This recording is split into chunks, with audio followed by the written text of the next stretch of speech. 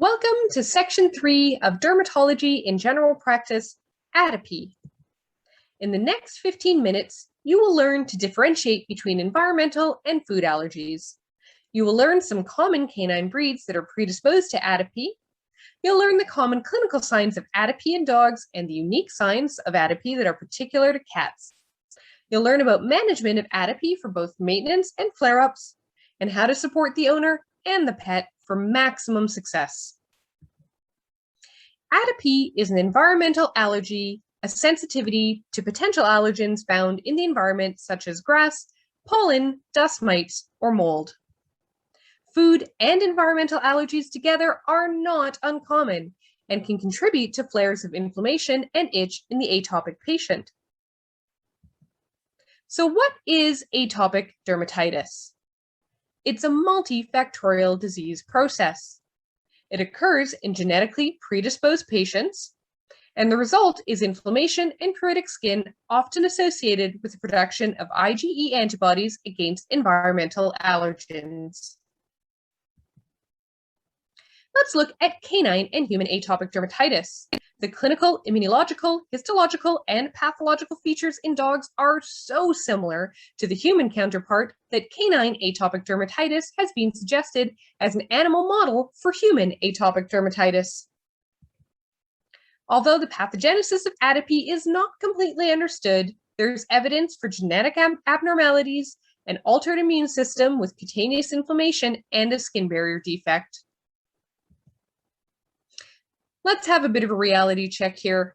Atopic dermatitis is an extremely common, pruritic, and very frustrating disease to treat in both people and animals. Both people and patients can suffer. Atopic dermatitis impacts the quality of life in animals and humans. Both can suffer if each of them happen to have atopy, but also when owners are caring for a companion with atopy. It has been shown that caregiver burden is related to skin disease severity and treatment complexity in owners of dogs with atopic or other chronic allergic dermatitis. Pets with atopic dermatitis have a higher risk of infections and more frequent use of antibiotics, which puts them at risk for development of resistant bacterial infections. Which breeds make up the itchy patient population in your practice? Are there certain breeds that stand out? Can you guess all 7 that will be noted on the next slide? Genetic makeup is believed to increase susceptibility to atopic diseases. We commonly see atopy in Labrador retrievers, golden retrievers, West Highland white terriers, American pit bull terriers, boxers, bull terriers, and cocker spaniels. Are feline and human atopic dermatitis the same? Feline allergic skin diseases tend to manifest in peculiar ways compared to other species. While dogs develop atopic dermatitis, which, as we mentioned, has strikingly similar characteristics to their human counterparts, the same does not seem to apply to cats with allergic skin diseases. Flea bite, hypersensitivity, and environmentally induced and adverse food reaction look much more similar in the cat than the dog. Diagnosis is not straightforward due to a lack of a unique presenting picture of the typical feline atopic patient. Presentation may include self-trauma leading to bilateral symmetrical alopecia, excoriations, recurrent otitis externa, miliary dermatitis, head and neck scratching, and eosinophilic granuloma complex lesions. Is there a way to identify the allergen as food versus environmental? Clinically, feline atopy and food allergy appear indistinguishable. There may not be a seasonality noted depending on the offending allergen. Moreover, concurrent allergies to environmental and food allergens have been reported, just like in dogs. Can miliary dermatitis and eosinophilic granuloma complex be seen with either atopy, adverse food reaction, and flea bite hypersensitivity? Yes. Despite being unique clinical patterns to the cat with allergic disease, neither defines with certainty the underlying cause. Does this exist? Is there a single allergy test? Sadly, no. The diagnosis of allergies can be such a challenge. Many allergies and skin conditions will present with similar clinical signs. There is not one test to confirm or rule out on presentation that a patient has either food or environmental allergies. Set reasonable owner expectations at the beginning of seeing an itchy patient. Parasite control will be expected in all itchy patients. And all patients will need to have a strict elimination diet trial before a diagnosis of atopy can be made. Food may be a concurrent trigger for environmental allergy flares. Are there any hints when it comes to atopy? Age can be a hint. In dogs, clinical signs of environmental allergy mainly develop between 6 months and 3 years of age. Remember, though, if a patient moves from one very distinct geographical region to another, you may see environmental allergy outside the typical age category. Can location be a clue for atopy? Yes, but in dogs. The typical distribution pattern of canine atopic patients includes the front feet, the face, concave aspect of the ear pinnae, ventrum, axillae, inguinal area, perineal area, and distal extremities. The common canine atopy locations are simply around the eyes and mouth, ear infections, the armpits, abdomen, area around the anus, and the legs, particularly the feet.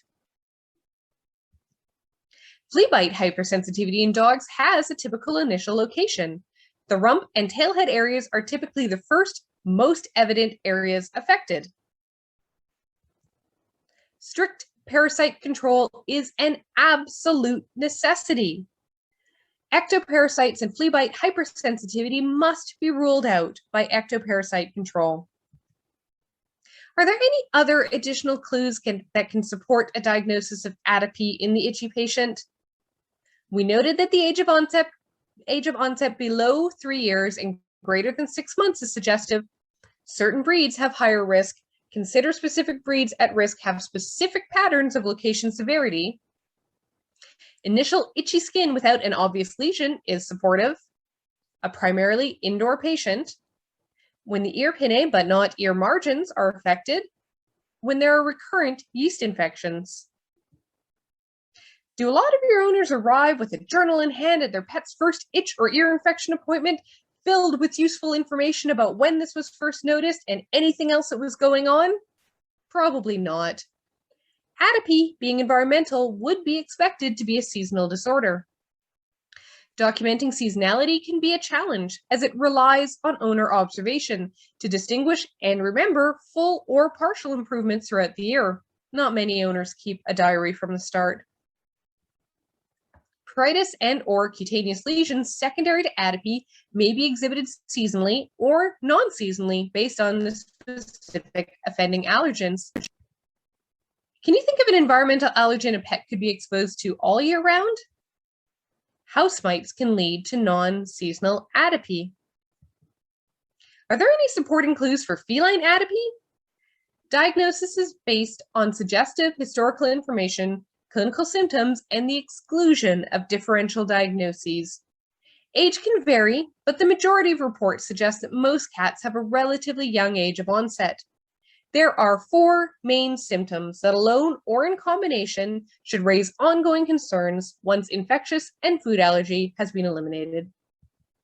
Miliary dermatitis, self-induced alopecia, face, head, and neck pruritus, eosinophilic granuloma complex that's been confirmed by histopathology. An atopic dog will have redness, itching, and self-trauma. Erythema is a primary lesion of canine atopic dermatitis. Pruritus and inflammation can result in self-induced alopecia, excoriation, and secondary infections with papules, pustules, and crusts. Otitis externa is present in half of the dogs with atopic dermatitis. Cats may have a silent itch, exhibited by increased grooming alone and no other signs.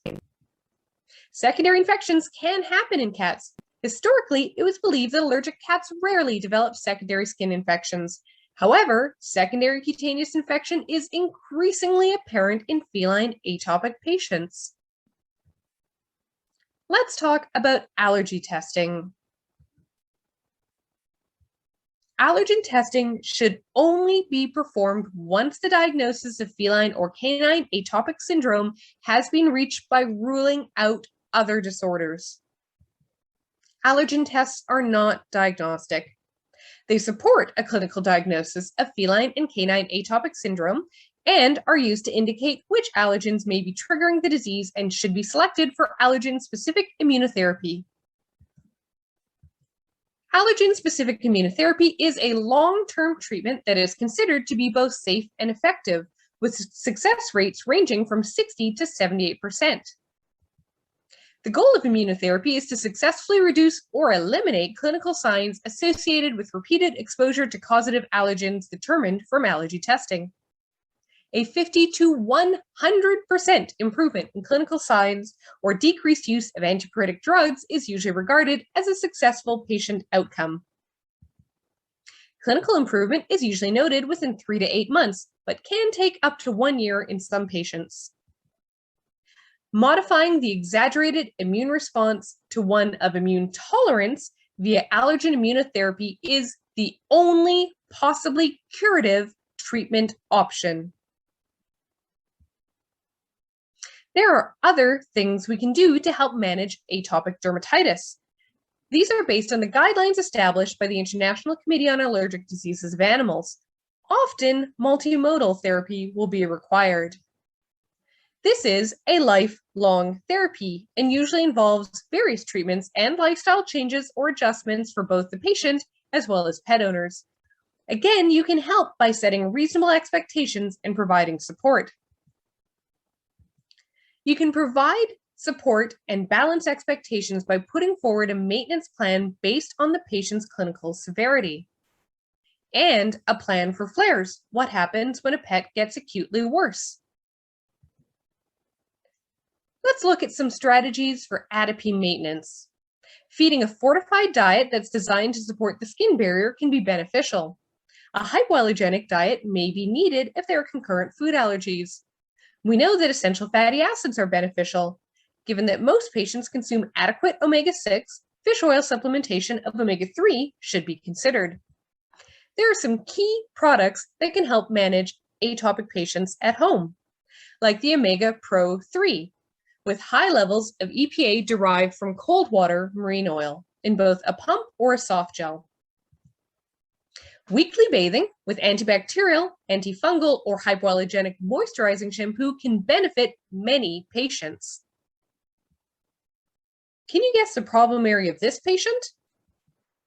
Using a mousse, a wipe, or a spray 2 to 3 times a week over problem areas like this nose can help avoid the need for systemic antibiotics. Again, there are some key support products. The eyelid and lash from iMed is great for facial fold odors and maintaining proper hygiene around areas of the eyes and face.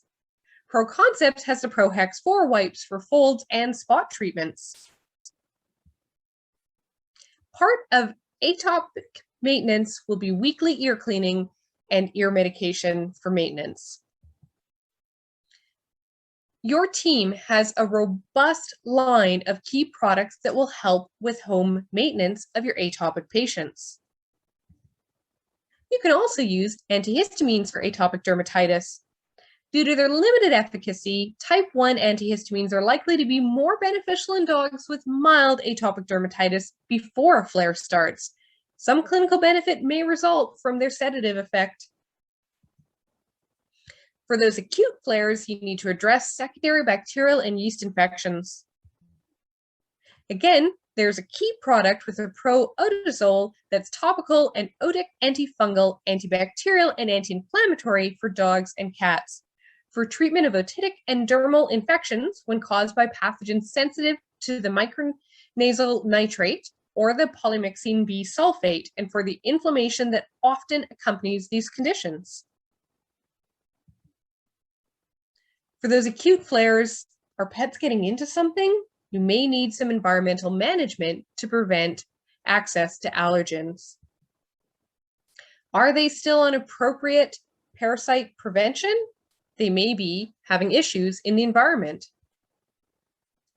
Seasonal or other environmental reasons for increased allergen exposure can result in additional symptomatic therapy needs. Essential prescription-only symptomatic therapy for maintenance and flares.